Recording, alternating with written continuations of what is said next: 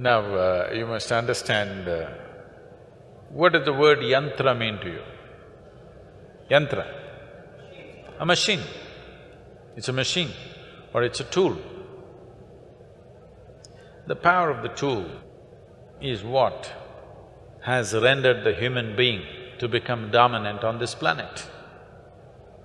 If we did not know how to use tools, probably a colony of ants would dominate us. That's a fact.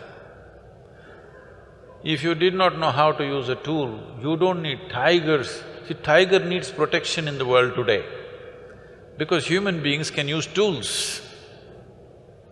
Always the imagery that people are trying to create is a tiger means that's it. But tiger needs to be saved from these puny human beings because they can use tools. The tiger cannot use tools or does not know how to use tools. So it's the tools or the machines that we built which has made us who we are. And what is this type of machines we have built? Every machine that we have built is only an extension of the existing faculties that we already have.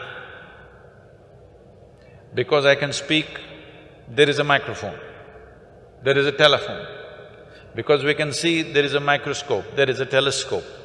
Because we can walk, we came up with a bicycle and every other form of locomotion.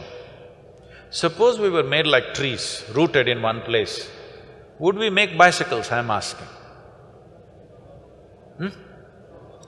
Everything that we have done, every tool, every machine that we have created is only an extension of what we already can do. What you cannot see from here, you use a telescope and you're able to see something far away. Without the tool, you would not be capable of doing it. When I refer to Devi that you're talking about or Dhyanalinga as a tool, people, Devi Bhaktas will say, Sadhguru, don't say that. Devi is more than our mother. You can't say it's a tool. I said, okay, you have such a problem, you come to the ashram, 3 days you stay here, I will give you plumbing job. No spanners, no winches, no tools. You use your hands, your teeth, whatever you want. In 3 days' time, you would have lost half your fingers and teeth. After 3 days you come to me, I'll give you one spanner.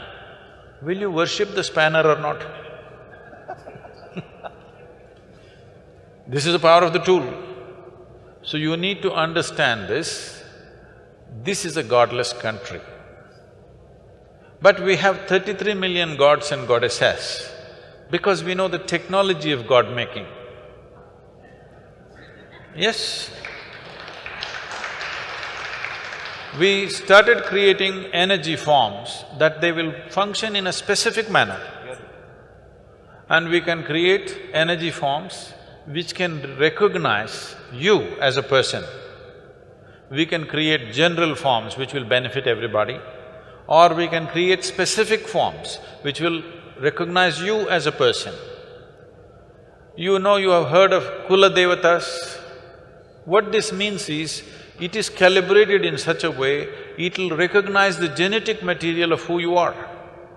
And it'll only work for you if you belong to that genetic material. If you're somebody else, it'll not work for you. We've gotten all mixed up and we don't understand this anymore properly, nor is it done properly, that's a different matter. But fundamentally, we can create this. Oh, this looks like real mumbo-jumbo. Well, there are any number of things that have happened in this country, but unless it gets a recognition from the West, it cannot be true, okay? You heard of Ramanujam. Ramanujam wrote mathematical theorems a little over 100 years ago. Nobody could decipher what they are. In 2010, they found out some of the theorems that he wrote are actually describing the black holes. When he wrote this in 1910 or 1908, when he wrote this theorem, there was no concept of black hole in the scientific community, but he made a theorem for the black hole. So people asked him, he just sat down on his bed, even on his deathbed, he sat down and simply poured out mathematics. People asked, where is this coming from?